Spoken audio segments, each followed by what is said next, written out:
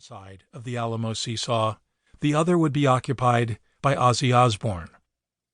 Ozzy passed into Alamo lore on a Friday afternoon, February 19th, 1982. At approximately 2:50 p.m., as San Antonio children were heading home from school, a 33-year-old man wobbled unsteadily into Alamo Plaza. He was wearing a torn green evening gown and sneakers. There's at least one account that Ozzy was actually wearing pink tights and ballet slippers. In his hand he carried a bottle of Courvoisier. Ozzy was having a rough day. He and his bandmates, scheduled to perform a set including their hits Crazy Train and Paranoid at the San Antonio Convention Center that night, were squabbling.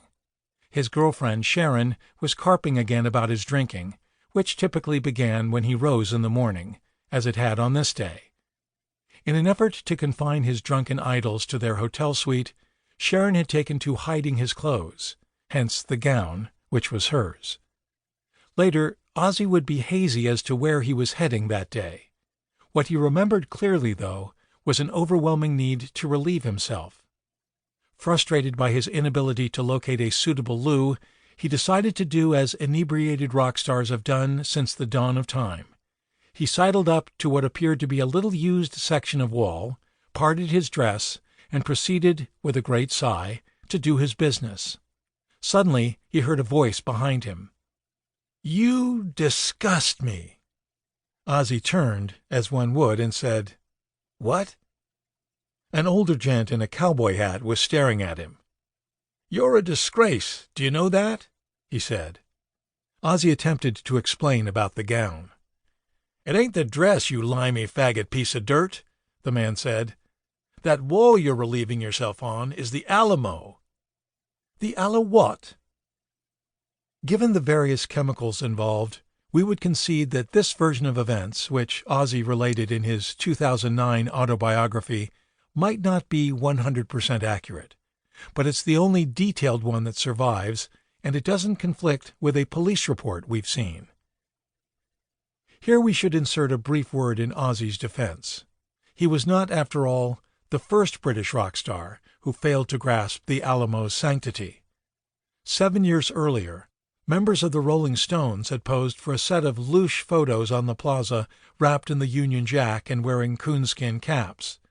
When a disapproving doyen informed them that leaning against the Alamo walls was disrespectful, a puzzled Mick Jagger remarked, "I don't know what the Alamo is or where it is, but we'll never play it again."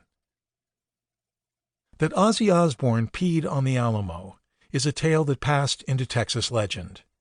It has inspired everything from exchanges in mainstream movies, see the Steve Buscemi character in Airheads, to journalistic investigations, see A Brief History of Peeing on the Alamo, Texas Monthly, 2014, to an art installation in which a life-sized wax statue of Ozzy urinates on a wall once onlookers trigger an adjacent motion sensor. Alas, as with so much about the Alamo, the story is not exactly true. Ozzy didn't actually pee on the Alamo. He actually peed on the cenotaph, a 60-foot-high monument beside it, on which the names of all those killed are listed. City fathers banned him from performing in San Antonio for years, until Ozzy apologized and donated $10,000 to charity. Ozzy represents the flip side of Phil Collins's traditionalism, what people in Texas call Alamo revisionism, an intellectual school that, metaphorically, amounts to peeing on the Alamo legend. Revisionists tend to think the entire Texas revolt was a bit more about protecting slavery from Mexico's abolitionist government than it was about opposing Santa Anna's supposed tyranny. Some think the whole thing was an American conspiracy to steal Texas from Mexico.